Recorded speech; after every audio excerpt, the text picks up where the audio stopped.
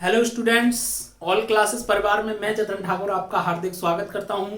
आशा करता हूं आपको सारे वीडियो समझ में आ गए होंगे। तो बेटा, लास्ट क्लास में हमने रस और अलंकार का टॉपिक पूरा खत्म कर लिया है। हम पढ़ाने वाले थे छंद, लेकिन लेके आ गए वर्णमाला। आप भी सोच रहे होंगे ये क्या कर दिया हमारे साथ, धोखा। ठीक है, तो देखिए बेटा, कोई धोखा नहीं है। छंदों को समझने से पहले वर्णों का ज्ञान और मात्राओं का ज्ञान होना चाहिए, इसलिए हम लेके आए हैं वर्णमाला।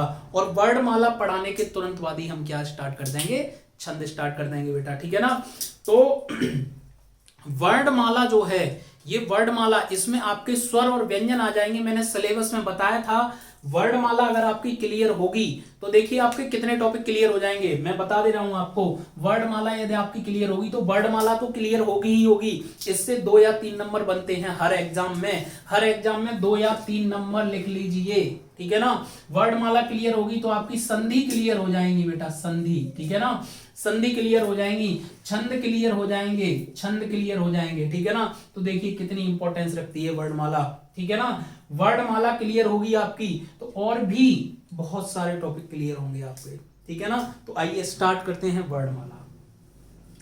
सबसे पहले हम देखते हैं वर्णमाला। वर्णमाला आई कहां से? ठीक है ना। तो सबसे पहले इस पृथ्वी पर क्या हुआ? मानव तो था ही नहीं। ठीक है ना। धीरे धीरे मानव की उत्पत्ति हुई। ध्वनि मानव की क्या थी? ध्वनि थी। एक कोई प्रॉपर वर्ड नहीं बोलता था मानव। ठीक है ना। आज भी आप आदिवासियों की भाषाएं देखते होंगे तो कुछ अजीब प्रकार से है, इस प्रकार से ऊ इस तरीके से करते हैं ना। ठीक है ना। तो इस ध्वनि को ही मानव ने नियंत्रित किया। ठीक है ना, जैसे बोलते होंगे ऊ इस तरीके से। ठीक है ना, जंगलों में। ठीक है ना। अब इसी ऊ को नियंत्रित करके क्या कर दिया? ऊ ऊ। ठीक है ना, यानी कि ध्वनि को नियंत्रित किया। क्या किया बेटा? ध्वनि को नियंत्रित किया। ठीक, और इस प्रकार से नियंत्रित किया कि ध्वनि की ऐसी इकाई बना दी कि जिसको तोड़ा नहीं जा सकता था। ठीक है ना, यानी कि ध्वनि की ऐसी इकाई बनी जिसको तोड़ा नहीं जा सकता था, उसी को हम क्या बोलते हैं? वर्ण बोलते हैं। ठीक है ना। तो सबसे पहले हम वर्ण को जानेंगे। वर्ण क्या होता है? वर्ण यानी कि ध्वनि की ऐसी इकाई जिसे तोड़ा नहीं जा सकता, जिसके टुकड़े नहीं किए जा सकते, उसे क्या बोलेंगे? वर्ण बोलेंगे। ठीक है ना। और ये निकला कहां से? ध्वनि को नियंत्रित करके, मैंने भी बताया। ठीक है ना, यानी कि ध्वनि की सबसे छोटी इकाई, सबसे छोटी इकाई जिसके टुकड़े नहीं किए जा सकते, ठीक है, वर्ण कहलाता है। वर्ण कहलाता है। प्रॉपर नोट्स बनाते जाइएगा। ठीक है ना। अब जैसे कि मैं एक शब्द लिखता हूं, राम। राम। ठीक है ना। अब आप बताना इसमें कितने वर्ड होंगे। ठीक है ना। एक तो हो जाएगा, देखिए इसको कैसे लिखेंगे? र। ठीक, आ का डंडा है ना, बड़ा आ हो जाएगा, प्लस म धन अ। ठीक है ना। देखना, इस र को तोड़ा तो एक व्यंजन वर्ड र, इसको बोला नहीं जा सकता, लेकिन फिर भी मैं आपको बोल के बता रहा हूं ताकि आपके समझ में आ जाए। ठीक है ना। ये जो है ना, ये इसके टुकड़े नहीं हो सकते क्योंकि इसमें से हमने स्वर को अलग कर दिया। यानी कि ये जो रा था ना, रा, इसको हमने क्या बना दिया? र बना दिया। इसके यानी कि ध्वनि को हमने क्या कर दिया? नियंत्रित कर दिया। ठीक है ना।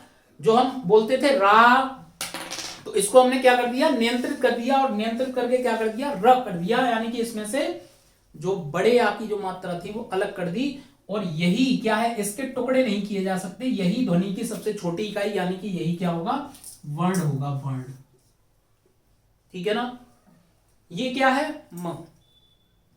ठीक, इस मां के हमने टुकड़े किए, इस म को कैसे बोला जा सकता है? छोटे अ की सहायता से। याद रखना, किसी भी व्यंजन वर्ड को बिना स्वर की सहायता से नहीं बोला जा सकता, ठीक है ना। किसी भी व्यंजन वर्ड को बिना स्वर की सहायता से नहीं बोला जा सकता। तो म के टुकड़े करेंगे तो म धन अ हो जाएगा, ठीक है ना। तो यही जो सबसे छोटी इकाई है, इसके अब टुकड़े नहीं किए जा सकते। इसके जितने टुकड़े होने थे वो हो चुके, और इसी को हम क्या बोलेंगे? वर्ण बोलेंगे बेटा, ठीक है। आप नोट करते जाएंगे, यानी कि इसी वर्ण के क्या नहीं हो सकते? टुकड़े नहीं हो सकते, ठीक है ना। मैं यहां पर लिखता हूं, यानी कि इन्हीं के क्या नहीं हो सकते? टुकड़े नहीं हो सकते, टुकड़े नहीं हो सकते, ठीक है। टुकड़े नहीं हो सकते इनके, ठीक है ना। अब इसी प्रकार से बेटा बहुत सारे वर्ण निकल के आए, क ख ट थ प च, इस तरीके से, ठीक है ना। लेकिन अब समस्या ये आई कि इनको लगाया कैसे जाए, अरेंज कैसे किया जाए, ठीक है ना। तो इसी जैसे मोती होते हैं ना, बहुत सारे मोती बिखरे पड़े होते हैं, ठीक है ना, उसको एक माला में पिरो दिया जाता है। उन सारे मोतियों को क्या कर दिया जाता है? एक माला में पिरो दिया जाता है, ठीक है ना। तो अब इसी प्रकार से बहुत सारे वर्ण बिखरे पड़े थे, ठीक है ना। तो आचार्यों ने क्या किया कि एक व्यवस्थित क्रम में इन सभी वर्णों को क्या कर लिया बेटा? सेट कर लिया, ठीक है ना। तो इसी को हमने क्या बोल दिया? वर्णमाला बोल दिया, ठीक है ना। तो वर्णमाला की डेफिनेशन बेटा क्या हो जाएगी? वर्णों के व्यवस्थित स्वरूप को क्या बोलते हैं हम? वर्णमाला बोलेंगे, ठीक है ना। यानी कि वर्णों का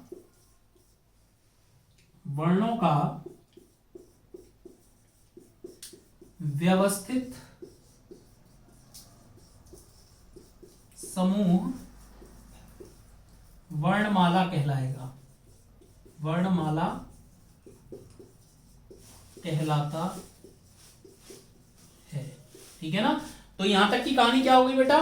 सबसे पहले आई ध्वनि, ध्वनि को हमने नियंत्रित किया, नियंत्रित कर करके ऐसा वर्ण निकाला उसमें से जिसके टुकड़े नहीं किए जा सकते, यानी कि ध्वनि की सबसे छोटी इकाई जिसके टुकड़े नहीं किए जा सकते उसे हम क्या बोलेंगे? वर्ण बोलेंगे। और बहुत सारे वर्ण इकट्ठे हो गए हमारे पास, तो उन्हीं वर्णों का व्यवस्थित समूह क्या बन गया बेटा? वर्णमाला बन गया। तो आइए अब हम इन्हीं वर्णों को, अब हमें क्या करना है? इन्हीं वर्णों को पढ़ना है, ये कितने प्रकार के होते हैं, ठीक है ना। और यहां से बेटा ध्यान रखना 3 या 4 नंबर पक्के हैं, ठीक। तो आइए इसको नोट कर लीजिए, आप लोग स्क्रीनशॉट ले लीजिए, आशा करता हूं ले लिया होगा आपने। देखिए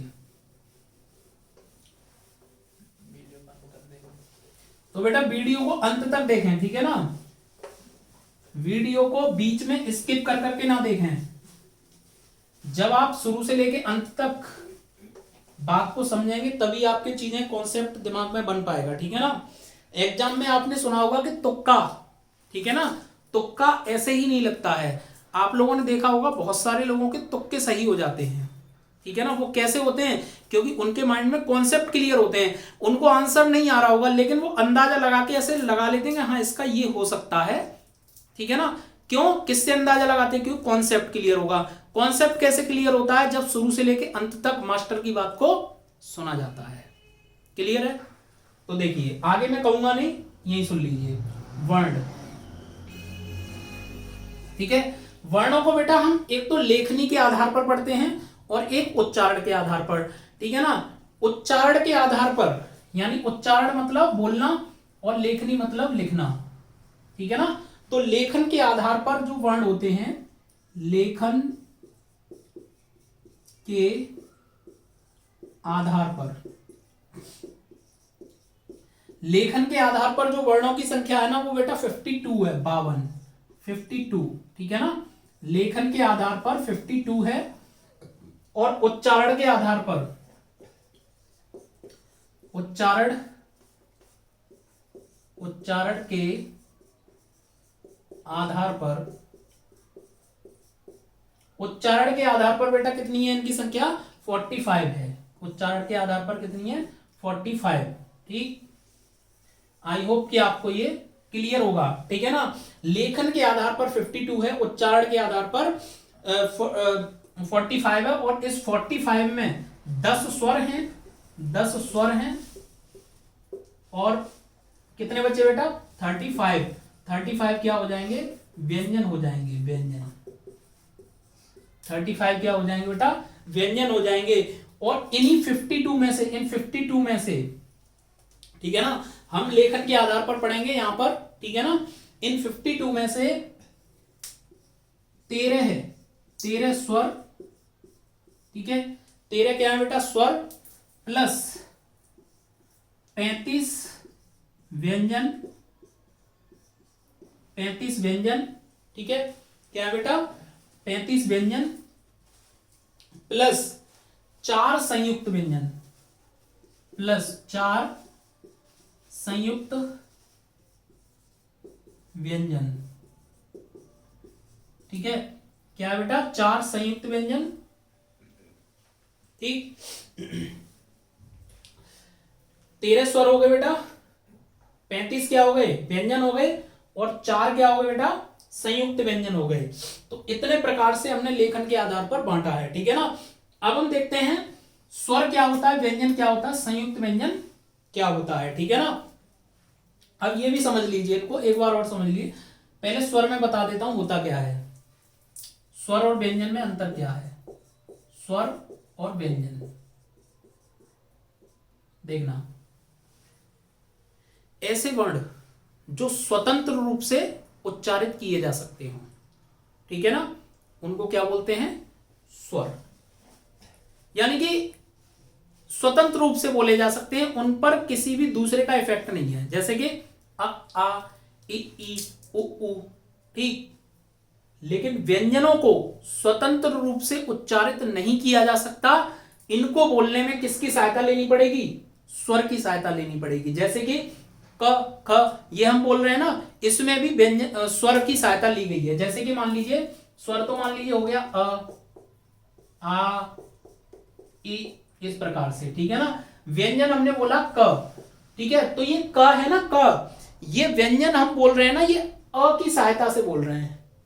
इस क में एक तो ये हलंत वाला क है और प्लस छोटा अ है।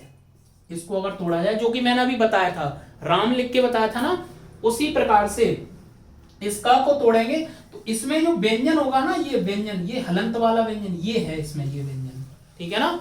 अगर मैं इसको तोड़ता हूं तो, ठीक, तो स्वर और व्यंजन आपको समझ में आ गया होगा। स्वर क्या होता है बेटा, जो स्वतंत्र रूप से उच्चारित किए जा सकते हो, व्यंजन जो स्वर की सहायता से उच्चारित किए जा सकते हो। एक बार लिख लेते हैं बेटा इनकी डेफिनेशन, इनकी डेफिनेशन लिख लेते हैं एक बार। स्वतंत्र रूप से उच्चारित, स्वतंत्र रूप से उच्चारित, ठीक है। व्यंजनों का क्या लिखेंगे बेटा, स्वरों की सहायता से उच्चारित, ठीक है। इनको बोलने में किसकी सहायता लेनी पड़ेगी बेटा, स्वरों की सहायता लेनी पड़ेगी, ठीक है ना। अब देखना, स्वरों को हमने 3 पार्ट्स में बांट के देखा है, स्वरों को हमने 3 पार्ट्स में बांट के देखा है। एक तो है ह्रस्व स्वर, दीर्घ स्वर और प्लुत स्वर, ठीक है। ह्रस्व स्वर, दीर्घ स्वर, प्लुत स्वर, ठीक है। ह्रस्व स्वर क्या होते हैं, जिनको बोलने में केवल और केवल 1 सेकंड का समय लगे। जैसे कि अ, इ, उ, रे, ठीक है ना, ऋषि वाला जो है, ठीक है ना, अ, इ, उ। दीर्घ स्वर क्या होते हैं बेटा, दीर्घ स्वर वे स्वर होते हैं जिनको बोलने में ह्रस्व स्वर से 2 गुना समय लगे या फिर 2 सेकंड का समय लगे।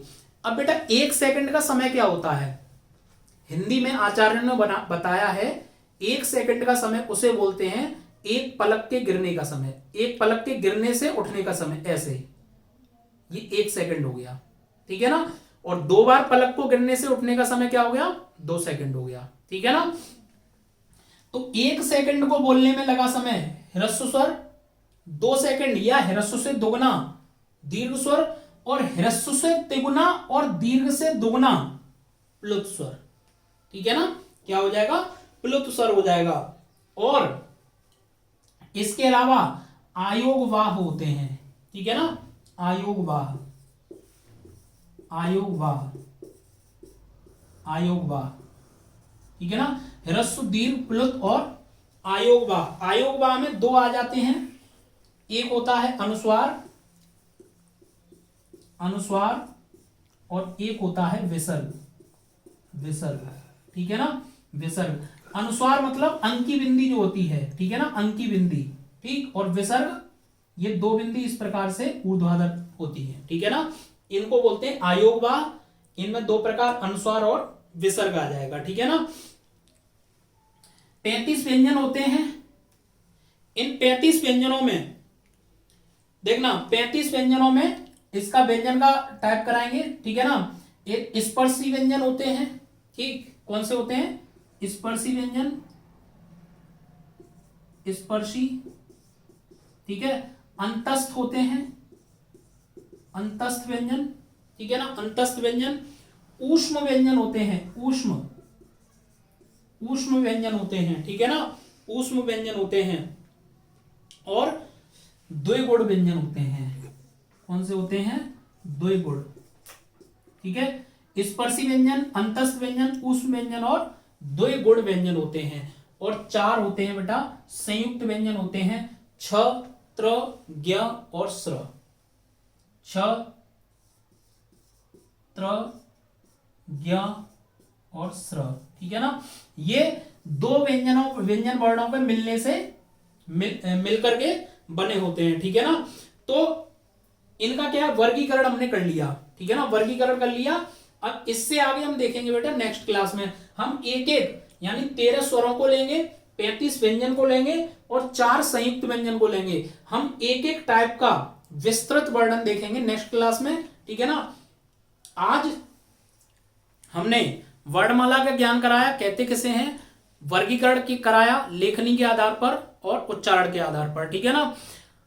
आगे वीडियो हम लेकर के आएंगे, इन सब का डिटेलिंग कराएंगे, ठीक है ना। आशा करता हूं आपको वीडियो समझ में आई होगी, ठीक है ना। अगर नहीं भी समझ में आ रही है तो एक बार फिर से इसको रिवाइज करके देखें, ठीक है ना। और शुरू से लेके अंत तक देखें, एक एक बात को गौर से सुने, ठीक है ना। लाइक तो कर ही रहे हैं, लाइक के साथ साथ में क्या करना है आपको, सब्सक्राइब का बटन दबाना है, ठीक है ना, ताकि हम मोटिवेट होते रहें और नेक्स्ट वीडियो की तरफ अग्रसर होते रहें, ठीक है ना। धन्यवाद। जय हिंद, जय भारत।